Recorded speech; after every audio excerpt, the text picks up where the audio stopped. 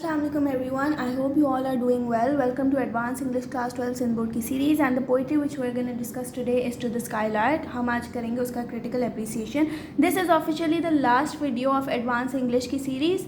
ठीक है, क्योंकि मेरे पास जितने भी नोट्स थे ये सारे के सारे नोट्स मैं आप लोगों को अपनी वीडियोस में समझा चुकी हूँ. This includes the novel, this includes the poetries. उसके अलावा फर्स्ट ईयर में Abraham Lincoln and essays and creative writing, ये सारी चीज़ें मैं आप लोगों को समझा चुकी हूँ फॉर इंग्लिश. ठीक है, एंड मैंने इंटर किया था 2022 में. उसके बाद I am not in touch with intermediate because I am a medical student now.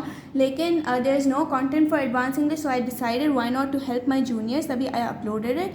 तो आप लोगों से रिक्वेस्ट ये है कि कोई भी न्यू क्वेश्चंस आए हों, कोई भी ऐसी चीज़ आई हो जो आप लोगों को नहीं समझ आ रही हो, तो let me know. I am gonna make a video for you guys for it, कि ताकि आप लोगों के पेपर्स अच्छे चल जाएँ. ठीक है, तो चलें बिस्मिल्लाहिर्रहमानिर्रहीम. Let us start the critical appreciation of to the skylark. अच्छा, क्रिटिकल एप्रिसिएशन का सबसे पहले जो फॉर्मेट था वो भी मैं समझा चुकी हूँ एक अपनी वीडियो में. अगर आप लोगों ने नहीं चेकआउट किया तो जाकर चेकआउट कर लें. ठीक है, सबसे पहले हम लिखते हैं introduction to the poet. To the skylark is written by William Wordsworth. ठीक है, who was educated from the Hawkshead Grammar School and was the poet of the Victorian age. ये चीज़ विक्टोरियन एज ये आपने लाजमी याद रखनी है, या आपके MCQs में आता है कि वो विलियम वर्ड्सवर्थ था कौन. ठीक है, और कहाँ से उसकी एजुकेशन कंप्लीट हुई. ठीक है, all his poetries were written with easy vocabulary. बहुत अच्छे से, बहुत ईजी लिखी हुई थी, so that they were understood by commoners. Commoners कौन थे? They were the common people जिनको सिर्फ इंग्लिश बोलने आती थी, प्रैक्टिकल इंग्लिश बोल लेते थे, वो भी इसकी पोइट्री समझ जाते थे. ठीक है, he was a poet and a critic who introduced a new poetic style, diction, indicating plain language of the common speech was a fit medium for a poet. ठीक है, बाकी जो poets होते थे वो बहुत मुश्किल लैंग्वेज यूज़ करते थे and their poetries were in such a way कि जो इंग्लिश लिटरेचर को बहुत अच्छे से पढ़ते थे सिर्फ वही लोग पोइट्री समझ पाते थे. ऑर्डिनरी लोग या वर्कर्स या जो भी, वो चीज़ें नहीं समझ पाते थे. लेकिन विलियम वर्ड्सवर्थ बिलीव कि poetry is for everyone, poetry is for every soul. That is why he introduced common speech in his poetries. The ordinary events of people were a fit subject matter when viewed with a poetic imagination. ठीक है, अब इसके जो events थे वो भी ordinary थे. कोई इतना एक्स्ट्रा ऑर्डिनरी इवेंट्स या कोई ऐसी चीज़ नहीं थी जो ऑर्डिनरी लोग एक्सपीरियंस ना कर सके. He was usually writing about nature which was accessible to every person living there. ठीक है, he was a pantheist who believe that God shows and manifest himself in nature. ठीक है, वो ये समझता था कि जो गॉड हैं वो अपने आप को नेचर के ज़रिए शो करते हैं. ठीक है, जैसे सनराइज़ होता है, सनसेट होता है, स्टार्स हैं, मून है, तो ये सारी चीज़ें गॉड ने बनाई हैं. He use to believe that. ठीक है, और ये बहुत इंपॉर्टेंट है for your MCQ point of view that he was a pantheist. A new poetic vision which found a revelation of God came into English poetry. ठीक है, पहले जो है लोग गॉड को इतना ज़्यादा रिलेट नहीं करते थे, लेकिन he use to relate nature with God and this was something which was very new for the people living there. उन्होंने कभी भी ऐसा पोएटिक स्टाइल नहीं देखा था. ठीक है, अच्छा, अब ये यहाँ पे मैंने थोड़ा सा एरो मारा हुआ है. सही है, सबसे पहले आप लिखोगे इंट्रोडक्शन टू द पोएट, फिर आप लिखोगे टाइप ऑफ द पोएम. ठीक है, सबसे पहले आपने राइटर को डिस्क्राइब करना है, तो इधर कंफ्यूज नहीं होना. पहले टाइप ऑफ द पोएम नहीं लिखना आपने, पहले लिखना है इंट्रोडक्शन. ठीक है, आखिर में मैं आप लोगों को स्क्रीनशॉट्स दिखा दूंगी, तो अभी परेशान होने की ज़रूरत नहीं है. आखिर में बस आप लोग पिक्चर्स लेते जाना कि ताकि आपके पास भी ये नोट्स आ जाए. ठीक है, type of the poem. This poem is an ode which is a lyrical poetry written in the form of an address to a particular subject written to praise someone और something.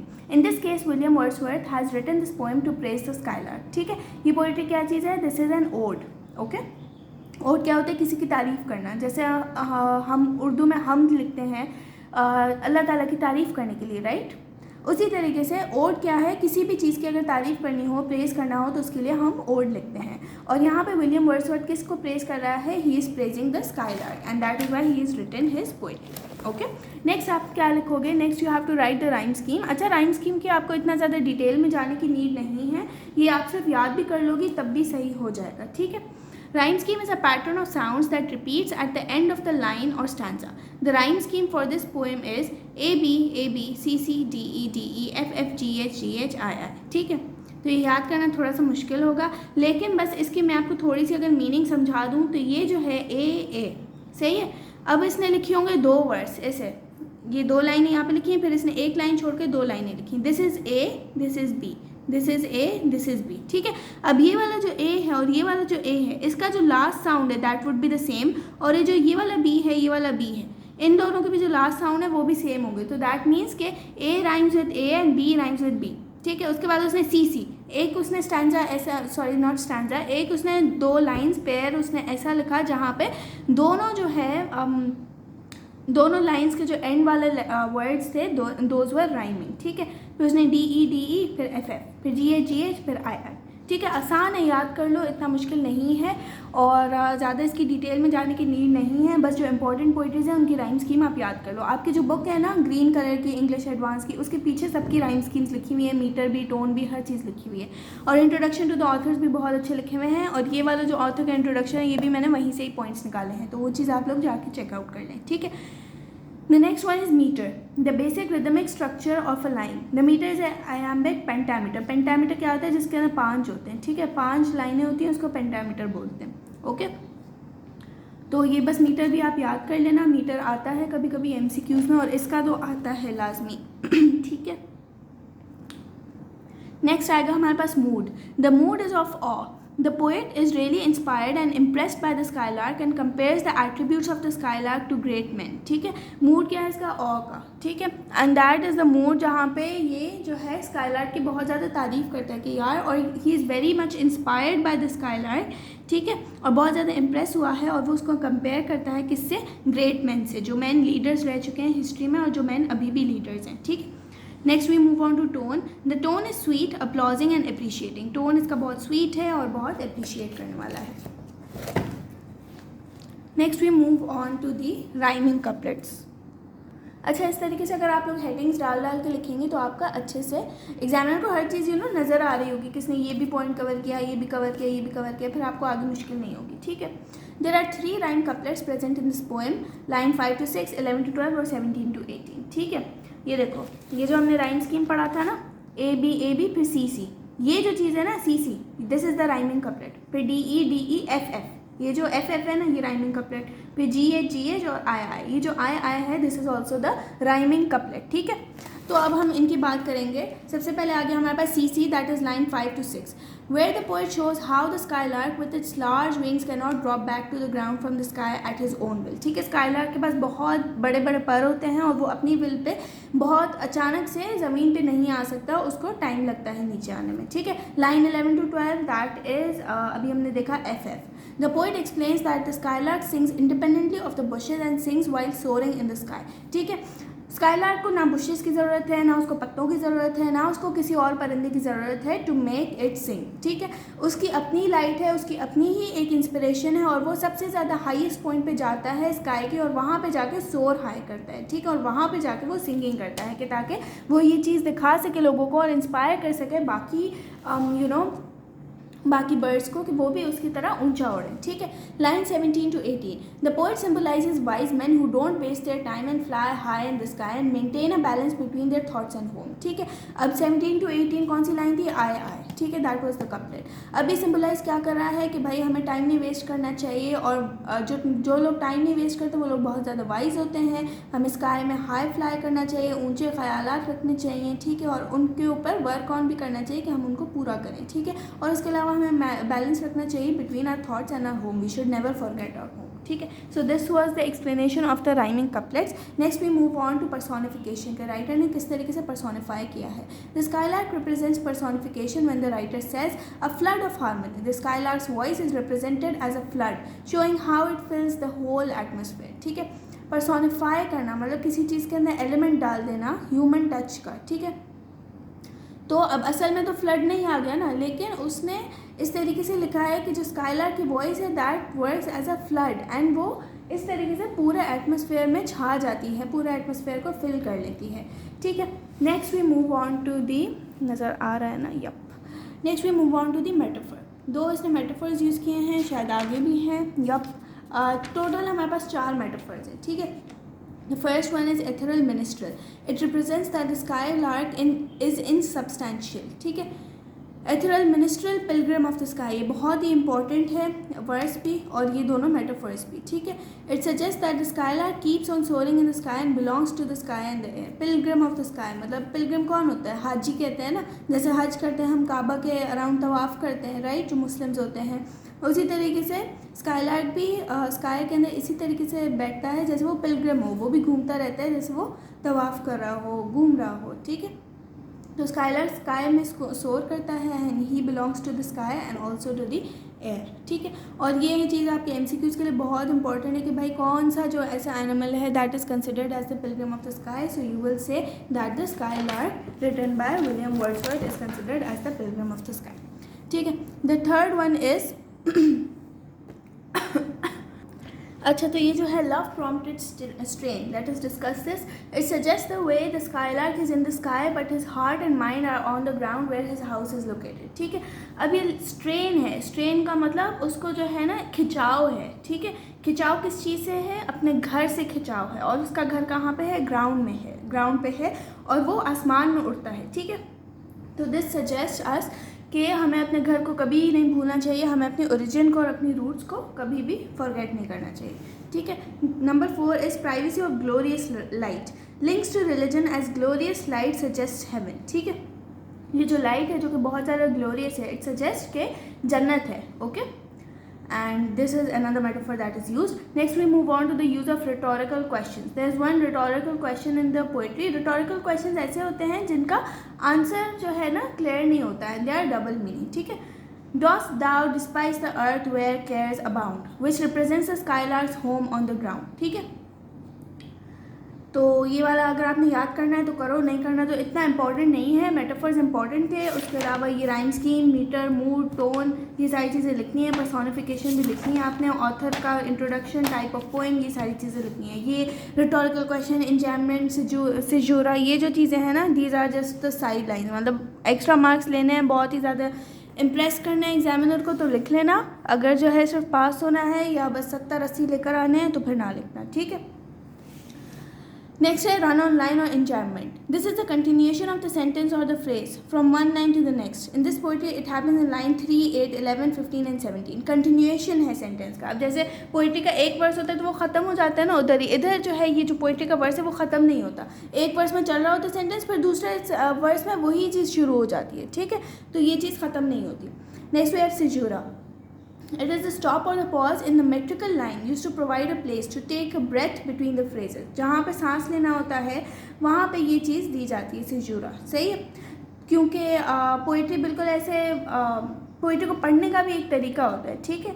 You have to study it in appropriate tone and you have to pause, give appropriate pauses. तो जो सिजूरा होता है ये आपको बताता है कि किधर किधर आपने पॉज करना है, ठीक है। It occurs in the line 5, 7, 9, 13, 14 and 16। ये चीज़ आपसे याद होने नहीं वाली तो ये लिखना मत, ठीक है। बस ये लिख लेना कि राइटर ने इंजैममेंट और सिजूरा भी यूज़ किया हुआ है, ठीक है। अगर ज़्यादा शौक हो रहा हो तो ये लिख लेना चीज़ें। मैंने ये लिखी थी लेकिन पेपर में नहीं लिखी थी, मुझसे भी याद नहीं रही थी, ठीक है। नेक्स्ट हम मूव ऑन करते हैं मेन थीम और the central idea, right on your own, ठीक है। हमने पिछली वीडियो में पूरा डिस्कस किया है टू द स्काईलार्क का, ठीक है। वही सेम चीज़ें आपने लिखनी है। हम अभी भी थोड़ा सा ब्रीफली डिस्कस कर देते हैं कि आप किस तरीके से मेन थीम या फिर सेंट्रल आइडिया लिखोगे। उससे पहले मैं चाहूँगी कि आप लोग स्क्रीनशॉट्स ले लो बाकी सारे के, कि ताकि फिर हम पुराने क्वेश्चंस के ऊपर जाएं और फिर जाके डिस्कस करें कि किस तरीके से उसने मेन थीम लिखी हुई है। वैसे ये जो पुराने क्वेश्चंस हैं ना वो भी मैं डिस्कस कर चुकी हूँ अपनी वीडियोज़ में, तो वो भी आप जाके चेकआउट कर सकते हैं, ठीक है। अभी मैं बिल्कुल आपको ब्रीफली समझाऊँगी, आप लोग साथ साथ स्क्रीनशॉट्स लेते जाना, ठीक है।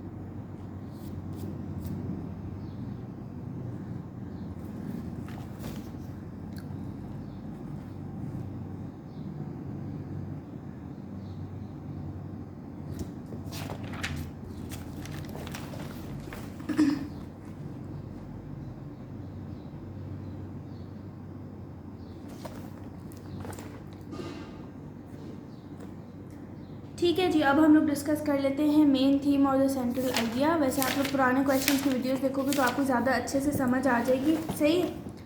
तो सबसे पहले what message does William Wordsworth give in the set into the skylark, यही जो क्वेश्चन का आंसर है ये भी लिख लोगे तब भी बहुत अच्छा होगा। The first thing he says that to stay true to your roots, अपने घर को हमेशा याद रखना है आपने, ठीक है। अगर आपको सक्सेस भी मिल गई है, if you soar very high in the sky, still you need to remember your roots, you need to remember your home and your origin, ठीक है। Keeping a balance between home and other places, आप लोग चाहे कुछ भी कर लो, चाहे billionaire बन जाओ, मिलियनियर बन जाओ, फिर भी if you don't keep a balance between your home and between your work place, तब भी it will not be worth it in the and, because आपके पास कोई फैमिली नहीं होगी, आपके पास कोई बच्चे वगैरह आपके साथ नहीं होंगे, तो then you will be all alone. Next is admiring nature, के हमें एडमायर करना चाहिए नेचर को, ठीक है।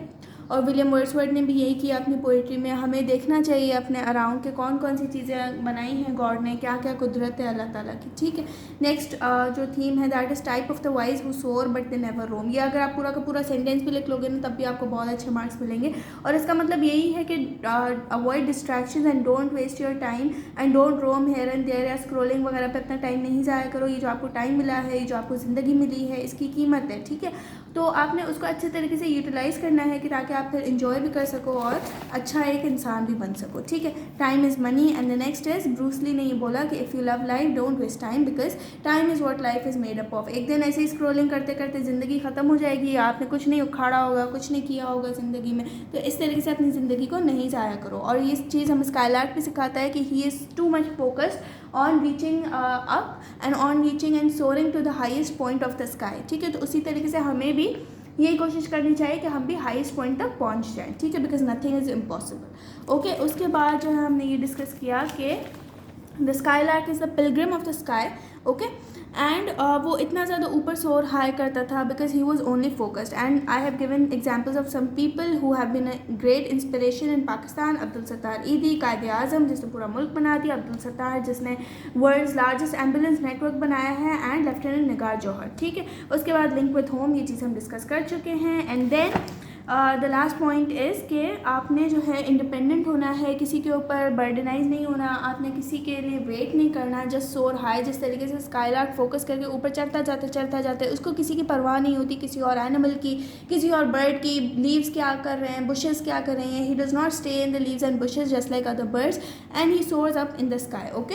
एंड जब वो चढ़ रहा होता है, जब वो ऊपर फ्लाई कर रहा होता है, तब वो कोई आवाज़ नहीं करता, कोई शोर नहीं करता, लेकिन when he reaches at the top at the highest point of the sky, तब वो जो है सिंग करता है, वो गाना गाता है उस टाइम पे, और वो लोगों को बताता है कि देखो मैं इतना ऊपर पहुंच गया। So this serves us as an inspiration कि जब आप लोग स्ट्रगल कर रहे हो, जब आप लोग सक्सेस तक नहीं पहुंचे, तब आपने शोर नहीं मचाना, क्योंकि कोई भी काम कंप्लीट होने से पहले अगर आप बताते हो तो वो काम बीच में रह जाता है, या हसद या हसरत आपको खा जाती है। तो you don't have to tell that word, आपने वो काम अच्छे से ख़त्म करना है पहले, ठीक है। उसके बाद जब आप सक्सेसफुल हो जाओ तब दुनिया को बताना है, और फिर आपने शोर मचाना है कि ताकि people can follow your path and you create a pavement, you create a road map for all of those people, ठीक है। So this was the main theme। फिर आगे हमारी जी critical appreciation and the last point is to utilize your own time to the fullest। आपने अपना time नहीं ज़ाया करना चीज़ों पे, डिस्ट्रैक्शंस पे, और अच्छा पढ़ना है, अच्छे तरीके से अपने फैमिली चलानी है, ठीक है। तो this was the whole main theme और द सेंट्रल आइडिया। इसको आप अपने ओन वर्ड्स में लिख लीजिएगा। अगर आप लोगों को स्क्रीनशॉट्स चाहिए तो आपके पास ये जो पुराने ये हैं क्वेश्चंस, ये मैं समझा चुकी हूँ बाकी वीडियोस में, तो इनको ज़रूर चेकआउट करना, ठीक है। और कोई भी क्वेश्चन हो तो लाजमी कमेंट सेक्शन में पूछ लेना। टिल देन टेक केयर, अल्लाह हाफिज़।